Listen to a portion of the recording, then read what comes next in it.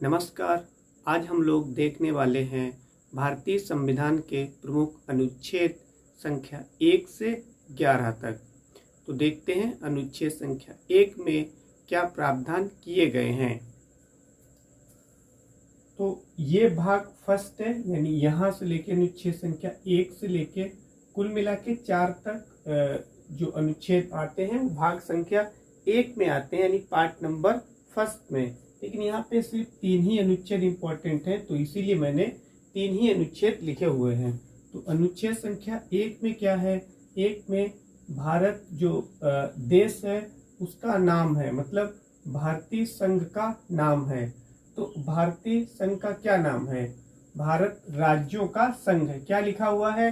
भारत राज्यों का संघ है। ठीक है, किसका संघ है? राज्यों का संघ है। तो यहाँ पे इस तरीके से लिख देता हूं। ठीक है, राज्यों का संघ। इसका मतलब क्या हुआ? राज्यों का संघ। इसका मतलब क्या हुआ? यानी जो भारतीय संघ है वो राज्यों का संघ है। ओके, मतलब उसमें कई राज्य मिलके उस संघ को बनाते हैं, कई राज्य और यूटीज मिलके। और कोई भी राज्य या यूटीज संघ में एक बार यदि मिल गया यानी शामिल हो गया तो फिर उससे वो अलग नहीं हो सकता। इसीलिए जो भारतीय संघ है उसे क्या कहा जाता है? उसे विनाशी राज्यों का अविनाशी संघ भी कहा जाता है। क्या कहा जाता है? विनाशी राज्यों का। यहाँ पे लिख रहा हूं क्योंकि ये समझना आवश्यक है। विनाशी राज्यों का अविनाशी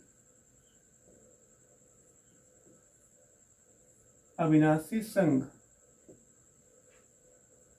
इसका मतलब समझ लेना, यानी इसका अर्थ समझ लेना बहुत ही नेसेसरी है। तो समझते हैं इसका मतलब क्या है। मतलब जो राज्य है उन्हें शक्ति नहीं दी गई है कि वो संघ से अलग हो जाएं, या फिर जो भारतीय राज्य हैं वो अपना यानी स्वयं ना तो अपना नाम परिवर्तन कर सकते हैं, ना ही अपनी सीमा निर्धारित कर सकते हैं, या फिर कोई भी बाउंड्री है या फिर उनका क्षेत्रफल है जो राज्यों का, ना तो वो कम कर सकते हैं और ना ही उसमें बढ़ोतरी कर सकते हैं। ये किसका कार्य है? ये संघ का कार्य है, यानी जो केंद्र है, सेंटर है, उसका कार्य है। उसकी शक्ति के अंतर्गत ये आता है। तो इसीलिए कहा जाता है कि जो भारतीय संघ है वो कैसा है? वो विनाशी राज्यों का अविनाशी संघ है। एक तरफ तो जो राज्य हैं उन्हें ये शक्ति नहीं दी गई है और केंद्र को ये शक्ति दी गई है कि वो क्या कर सकता है? जो भारत में राज्य हैं उनके नाम परिवर्तन कर सकता है और उनमें क्षेत्रफल परिवर्तन कर सकता है, आदि चीजें। ओके, तो ये अनुच्छेद फर्स्ट आपको कंप्लीट समझ में आ गया होगा। अब देखते हैं अनुच्छेद नंबर 2। इसमें क्या कहा गया है? इसमें कहा गया नए राज्यों का प्रवेश या स्थापना। हम लोगों ने अभी यहाँ पे देखा है कि जब कोई नया राज्य स्थापित किया जाता है, जैसे अभी 2014 में जब तेलंगाना बना, तो वो किसका काम था? वो सेंटर का ही काम था। अब जैसे ये तेलंगाना चाहे कि वो अपनी सीमा को बढ़ा ले या घटा ले तो वो नहीं कर सकता है, वो सेंटर का काम है। ओके, तो यहाँ पे क्या है? यहाँ पे मतलब नए राज्यों का प्रवेश या स्थापना। वो अनुच्छेद संख्या किसके अंतर्गत आती है? तो ये काम आता है अनुच्छेद संख्या 2 के अंतर्गत। फिर है अनुच्छेद संख्या 3। इसमें क्या है? इसमें और इसमें डिफरेंस समझना है। ये डिफरेंस नहीं समझ पाओगे तो पॉसिबिलिटी है आपके क्वेश्चन गलत हो सकते हैं। ओके, क्योंकि 2 और 3 थोड़ा ही इनमें डिफरेंस है, वरना सब सेम ही है। तो जो थोड़ा डिफरेंस है उसे जानना आवश्यक है, तभी आप अनुच्छेद 2 और 3 को समझ पाएंगे। यहाँ पे क्या है? नए राज्यों का नाम और वर्तमान राज्यों और पुराने राज्यों के क्षेत्रफल, है ना, सीमा और नाम परिवर्तन। मतलब इसमें तीनों चीजें हो सकता है। अनुच्छेद 3 में क्या क्या? क्षेत्रफल, सीमा और नाम परिवर्तन। और इसमें जबकि क्या है? इसमें नए राज्यों का प्रवेश या स्थापना। इसमें कहीं पर भी क्षेत्रफल सीमा और नाम परिवर्तन की जिक्र नहीं की गई है अनुच्छेद संख्या 2 में। ये जो 2 अनुच्छेद है ये मोस्ट कंफ्यूजन वाले टॉपिक है। ओके, तो इन्हें भी ध्यान रखना है, तभी इनमें डिफरेंस आप समझ पाएंगे, तभी इन्हें अलग कर सकते हैं। वरना जब एग्जाम्स में आते हैं ये अनुच्छेद संख्या 2 और अनुच्छेद संख्या 3, तो इनमें डिफरेंस करना बहुत ही ज़्यादा मुश्किल होता है, इसीलिए यहाँ पे समझना जरूरी है। तो ये हो गया हमारा भाग संख्या 1 और ये है पार्ट नंबर 2, यहाँ से प्रारंभ हो जाता है। पार्ट नंबर 2 में क्या है, तो पार्ट नंबर 2 में है सिटीजनशिप यानी कि नागरिकता। तो यहाँ से देख लेते हैं नागरिकता को कितने तरीके से यानी कितने तरीके से अर्जित की जा सकती है, तो वो है 5 तरीके से कोई भी नागरिक भारतीय नागरिकता को ग्रहण या फिर अर्जित कर सकता है। तो कौन कौन से वो तरीके हैं। नंबर फर्स्ट है जन्म आधार, यानी जन्म के आधार पर यदि कोई भी व्यक्ति है उसका जन्म ही भारत में हुआ है तो फिर वो भारत की नागरिकता को ग्रहण कर सकता है या फिर ले सकता है।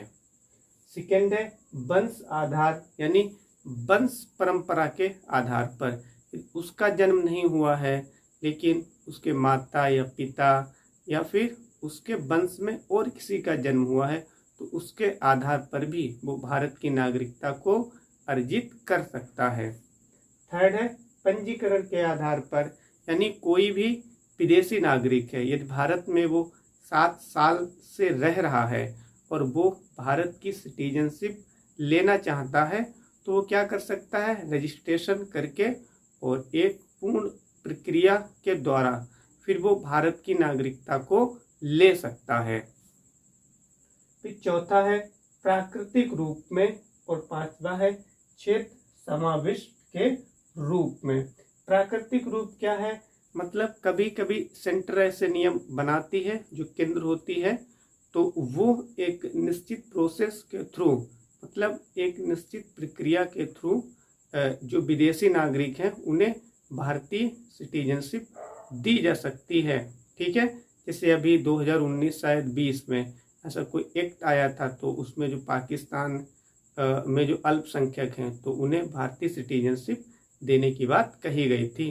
तो ये इसका उदाहरण है प्राकृतिक आधार पर भारतीय नागरिकता को अर्जित करना।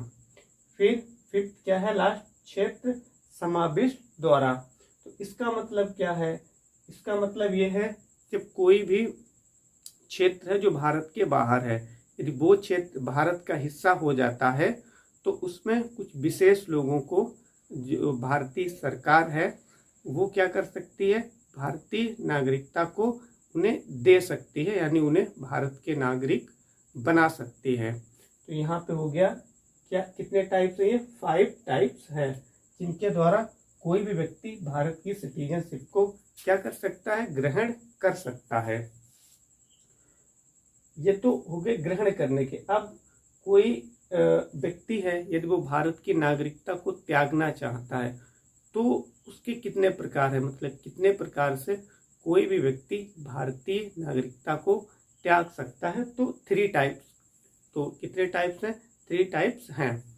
पहला है स्वैच्छिक आधार, यानी उसकी इच्छा है यदि वो त्यागना चाहता है तो एक उसे प्रक्रिया से गुजरना होगा और उसके बाद में वो भारतीय नागरिकता को त्याग सकता है। सेकंड है बर्खास्तगी। सेकंड कौन सा है, बर्खास्तगी, यानी कोई नागरिक है वो भारत का नागरिक है लेकिन विदेश में रह रहा है, फॉरेन में, यदि उसने वहाँ की सिटीजनशिप प्राप्त कर ली है तो फिर वो ऑटोमेटिक भारत का सिटीजन नहीं रहेगा। क्यों, क्योंकि भारत में जो संविधान है वो भारत के नागरिकों को एकल नागरिकता प्रोवाइड करता है। एकल नागरिकता का मतलब है कि यदि वो भारत का नागरिक है तो फिर वो यदि किसी दूसरे देश की नागरिकता को ग्रहण करता है तो भारत की नागरिकता उससे ऑटोमेटिक बाय डिफॉल्ट छिन जाएगी, यानी भारत का नागरिक नहीं रहेगा। फिर है वंचित करना। तो वंचित कब किया जाता है, जैसे मान लिया कोई फॉरेनर है और उसने भारत की सिटीजनशिप को ग्रहण कर लिया है अर्जित कर लिया है, लेकिन बाद में कुछ जांच पड़ताल हुई तो उसमें पता चला कि भाई इस नागरिक ने तो फर्जी रूप में भारत की नागरिकता को ग्रहण कर लिया है, अर्जित कर लिया है। तो फिर उस पर क्या हो सकता है, मतलब उसे वंचित किया जा सकता है, उसकी नागरिकता छीनी जा सकती है। तो यहाँ पर भी नागरिकता त्याग के बारे में भी बात हो गई। मतलब 3 टाइप्स कुल मिला के इसके हैं। अब देख लेते हैं यहाँ पे अनुच्छेद संख्या 8। इसमें क्या है, यहाँ से मतलब 8 से और कहाँ तक, यहाँ पे मैं लिख रहा हूँ, माफी चाहूंगा, 8 से नहीं 5 से 11 तक जो अनुच्छेद है वो किससे संबंधित है, वे नागरिकता से संबंधित है, और भाग संख्या 2 से संबंधित है। कभी कभी क्वेश्चन डायरेक्ट ना के इनडायरेक्ट भी आ जाता है। इसे इस तरीके से आ सकता है, यहाँ पर इसे यहाँ पे आ सकता है, संसद द्वारा नागरिकता के अधिकार का विधि द्वारा विनियमन किया जाता है। यह अनुच्छेद किस भाग से संबंधित है। ये क्वेश्चन थोड़ा सा टफ बनेगा, तो इस टाइप का भी बन सकता है। तो इसीलिए इन्हें क्या करें, मतलब ये भी जान ले कि ये अनुच्छेद किस भाग का पार्ट है, मतलब किस भाग में आता है। अनुच्छेद संख्या 8 में क्या है, भारत से बाहर रहने वाले भारतीय मूल के कुछ व्यक्तियों के नागरिकता संबंधी अधिकार। तो इसका मतलब है, मान लिया कोई भारतीय मूल का है, आपने सुना होगा इससे बहुत सारे भारतीय मूल के हैं, वो विदेशों में रहते हैं, यूएसए है, यूएई है, ग्रेट ब्रिटेन है, या फिर इंग्लैंड है, उनमें रहते हैं। तो उन्हें भी कुछ अधिकार दिए गए हैं कि यदि वो भारत की नागरिकता को ग्रहण करना चाहते हैं, लेना चाहते हैं, तो वो ले सकते हैं। तो वो किस अनुच्छेद के अंतर्गत, तो वे अनुच्छेद संख्या 8 के अंतर्गत ऐसा कर सकते हैं, यानी उन्हें अधिकार दिया गया है। फिर क्या है, अनुच्छेद संख्या 11। इसमें क्या है, इसमें दिया गया है, संसद द्वारा नागरिकता के अधिकार का विधि द्वारा विनियमन, यानी संसद को ये अधिकार दिया गया है कि वो नागरिकता के ऊपर कानून बना सकती है। उसे लगता है कि आगे या फिर इस समय कुछ चेंजमेंट की ज़रूरत है, तो वो ऐसा कानून ला सकती है जिससे कुछ बदलाव हो सके। दोस्तों, वीडियो यदि आपको ये पसंद आई हो तो आप अपनी लायबिलिटी यानी आप अपना उत्तरदायित्व निभाएं। इसका मतलब है कि आप हमारी वीडियो को लाइक, सब्सक्राइब एंड शेयर करना ना भूलें। जल्द ही मिलते हैं नेक्स्ट वीडियो में, तब तक के लिए सभी को हैव ए नाइस डे।